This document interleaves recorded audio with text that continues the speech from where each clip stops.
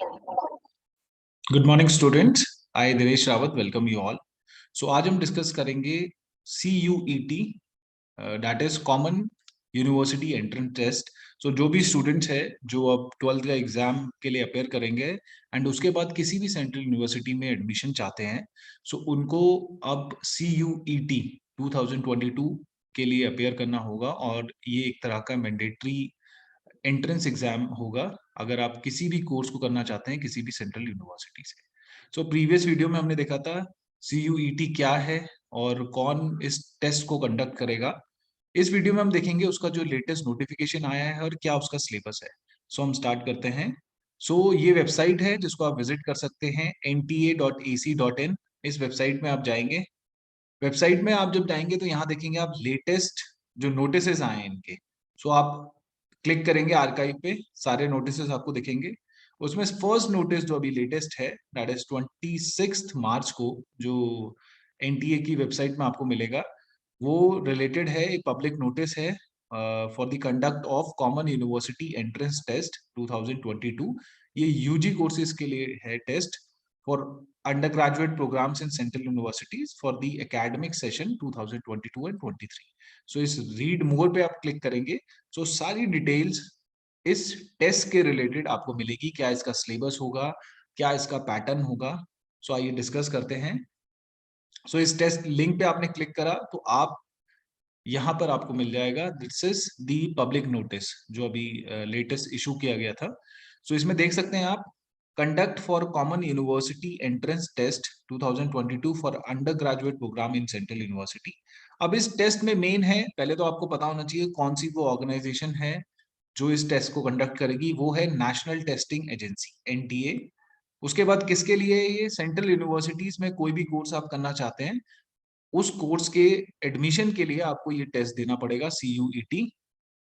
CUET common based test होगा, ये computer based test होगा। मोड, इसका जो मोड रहेगा वो कंप्यूटर CBT मोड रहेगा।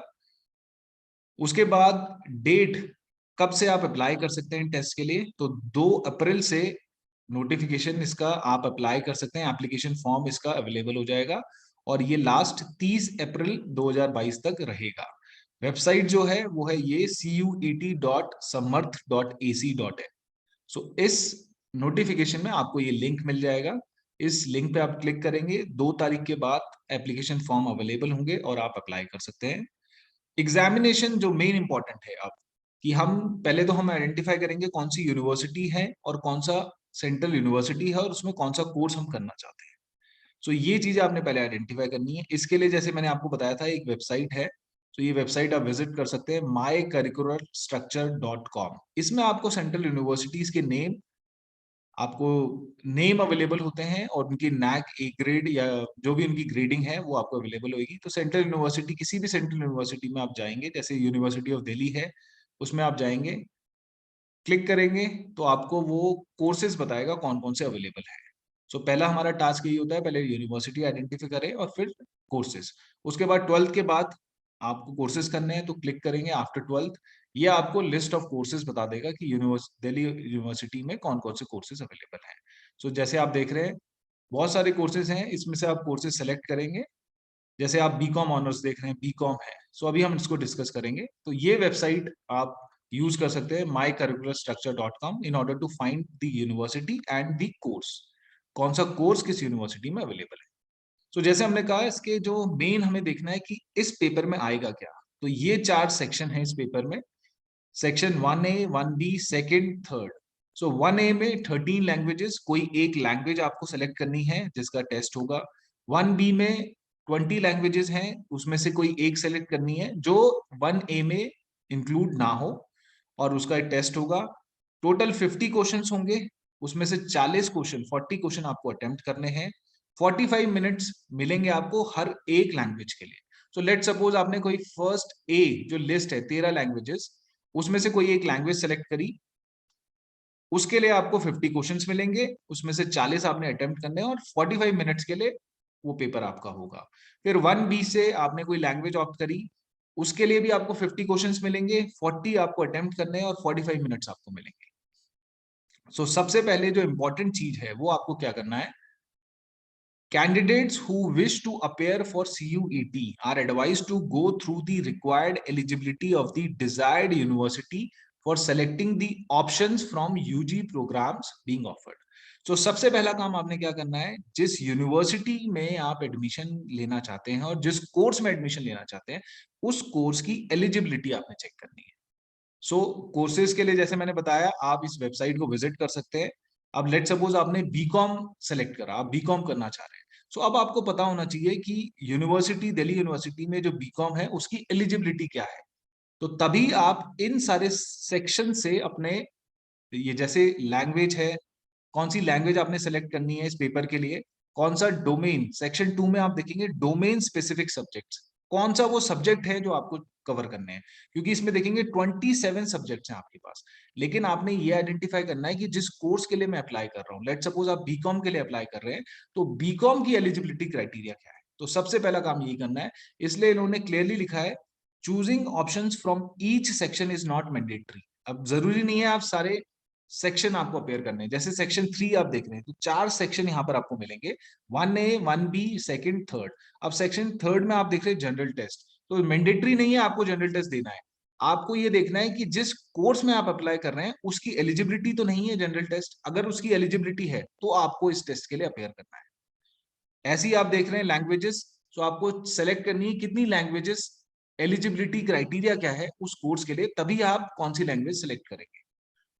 choices should match the requirement of the desired university. So this is very important students. आपको कोर्स आइडेंटिफाई करने के बाद उस यूनिवर्सिटी के एडमिशन प्रोसेस को देखना है कि क्या एलिजिबिलिटी क्राइटेरिया है उस पर्टिकुलर यूजी कोर्स के लिए.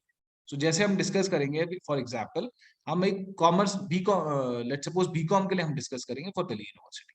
सो ये आपके 1A में 13 लैंग्वेजेस होंगी. अगर आप किसी कोर्स के लिए अप्लाई कर रहे हैं जहां पर कोई पर्टिकुलर लैंग्वेज आपको रिक्वायर्ड है, एलिजिबिलिटी क्राइटेरिया है, तो आप एक लैंग्वेज सेलेक्ट करेंगे. यहां से भी आप एक लैंग्वेज सेलेक्ट कर सकते हैं 20 लैंग्वेजेस में से, बट वो 1A में नहीं होनी चाहिए. फिर सेक्शन 2 में आप देखेंगे, यहाँ पर आपको 27 सब्जेक्ट्स के ऑप्शंस हैं, उसमें से मैक्सिमम आप 6 सब्जेक्ट्स ले सकते हैं. और आपको सेम पैटर्न है, 50 क्वेश्चंस आपको मिलेंगे हर सब्जेक्ट के लिए, 40 आपको अटेम्प्ट करने हैं, 45 मिनट्स मिलेंगे हर एक सब्जेक्ट के लिए. उसके बाद आप देख रहे हैं थर्ड सेक्शन है जनरल टेस्ट. जनरल टेस्ट होगा अगर जिस कोर्स में आप एडमिशन चाहते हैं उसमें रिक्वायरमेंट है तभी आप देंगे, इट इज नॉट मैंडेटरी. आपको 75 क्वेश्चन मिलेंगे, 60 आपको अपेयर करने हैं, 60 मिनट्स का इसके इस सेक्शन के लिए मिलेगा. तो ये कुछ एग्जाम्पल्स हैं, क्या क्या लैंग्वेजेस हैं आपके पास, इंग्लिश, हिंदी, उर्दू, ये 13 लैंग्वेजेस हैं 1A के लिए, 20 लैंग्वेजेस 1B के लिए, 27 सब्जेक्ट्स की लिस्ट है किसके लिए, सेक्शन 2 के लिए, और सेक्शन 3 जो है वो है जनरल टेस्ट. ठीक है. तो अब देखते हैं हम एक एग्जाम्पल के साथ. लेट सपोज आपने इस वेबसाइट में गए, आपने mycurricularstructure.com में आपने यूनिवर्सिटी ऑफ दिल्ली चूज करा. यूनिवर्सिटी ऑफ दिल्ली में आपने आफ्टर ट्वेल्थ के बाद आपने देखा बहुत सारे सब्जेक्ट्स हैं और आप करना चाहते हैं बीकॉम. लेट सपोज बीकॉम या बीकॉम ऑनर्स, ये दिल्ली यूनिवर्सिटी के अंडर अवेलेबल है. सो अब आप क्या करेंगे, एडमिशन प्रोसेस में गए दिल्ली यूनिवर्सिटी के, आप एलिजिबिलिटी क्राइटेरिया जब देखेंगे बीकॉम ऑनर्स का, सो उसमें आप देख रहे हैं the applicant must have studied and passed mathematics. Let suppose ये बीकॉम ऑनर्स है, तो उसका सबसे पहली एलिजिबिलिटी क्या है, अभी एग्जिस्टिंग अभी एलिजिबिलिटी क्या है दिल्ली यूनिवर्सिटी में, कि मैथमेटिक्स या बिजनेस मैथमेटिक्स आपने पास करी हो. तो इसका मतलब एक सब्जेक्ट आपको, जो सेक्शन 2 है उसमें से जो 27 सब्जेक्ट्स हैं आपके पास, एक मैथमेटिक्स का आपने पेपर चूज करना है CUET में. तो आप देखेंगे लिस्ट में मैथमेटिक्स है, आप देख सकते हैं 15 नंबर पे मैथमेटिक्स है. तो ये तो 27 सब्जेक्ट है, इसमें से एक चूज करना पड़ेगा आपको मैथमेटिक्स. अब फिर से हम देखेंगे सेकंड क्राइटेरिया क्या है, एन एग्रीगेट ऑफ 45% और मोर इन इंग्लिश या हिंदी, कोई एक language, and a combination of best 3 among the following subject.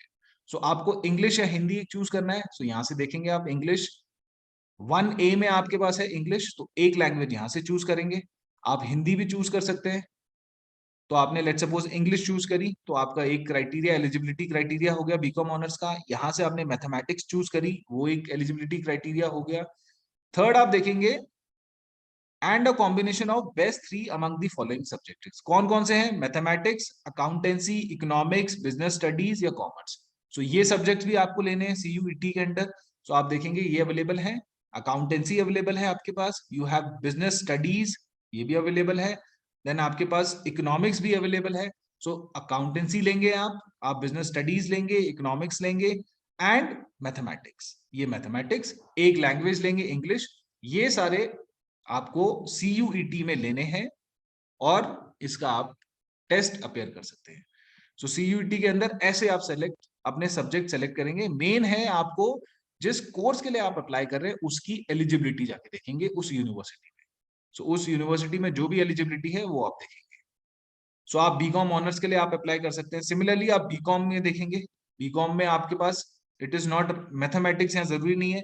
सो अगर कोई स्पेसिफिकली बीकॉम के लिए करना चाहता है तो ये सारे सब्जेक्ट्स आपके पास होने चाहिए। फॉलोइंग से best 3: mathematics, accountancy, economic, business studies और इंग्लिश और हिंदी।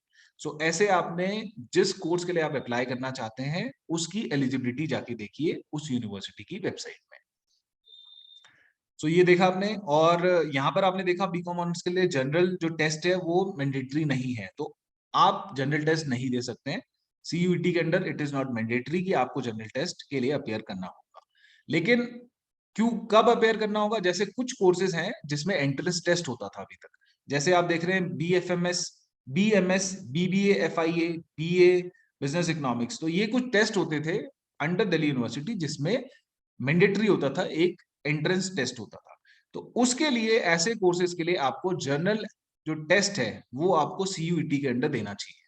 तो अगर आप कोई ऐसे टेस्ट के लिए अप्लाई, ऐसे कोर्स के लिए अप्लाई कर रहे हैं जिसमें पहले टेस्ट होता था उस यूनिवर्सिटी के अंदर, तो आपको जनरल टेस्ट के लिए अप्लाई करना है। लेकिन कुछ कोर्सेज ऐसे हैं जहां पर सिंपल मेरिट के बेसिस पे होता था, जहां पर कोई टेस्ट नहीं होता था, तो उसके लिए आपको जनरल टेस्ट देने की जरूरत नहीं है।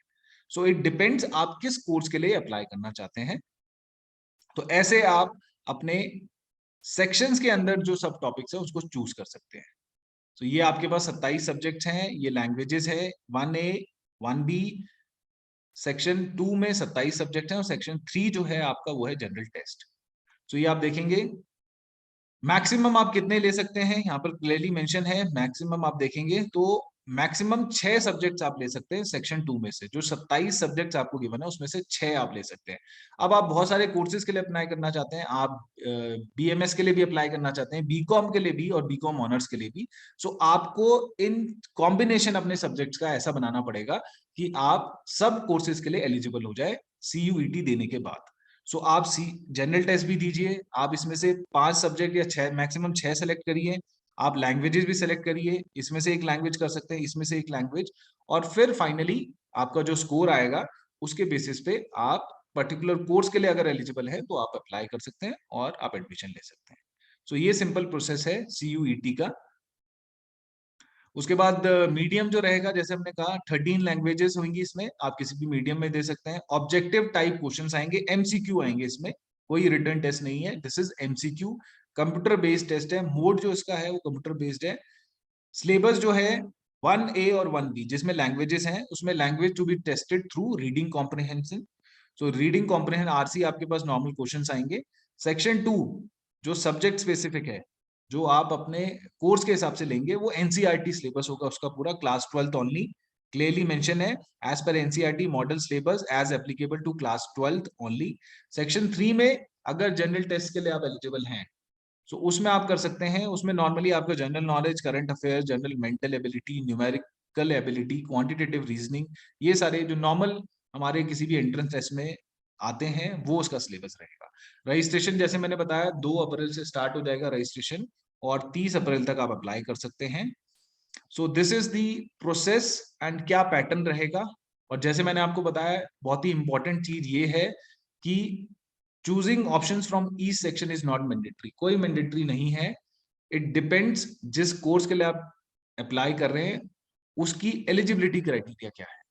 सो आप यूनिवर्सिटी, जिस पर्टिकुलर कोर्स में आप चाहते हैं, किस यूनिवर्सिटी में आप चाहते हैं, वो उसकी एलिजिबिलिटी जरूर देखें और उसके हिसाब से आप सेलेक्ट करें सेक्शन 1A में कौन सी लैंग्वेज है, सेक्शन 1B में कौन सी लैंग्वेज आप लेना चाहते हैं, और सेक्शन 2 में 27 जो सब्जेक्ट है उसमें से कौन सा सब्जेक्ट आपको लेना चाहिए कि आप एलिजिबल हो जाएं उस कोर्स के लिए। और जनरल टेस्ट अगर एलिजिबल है तो दीजिए, नहीं है तो जरूरत नहीं है, इट इज नॉट मैंडेटरी।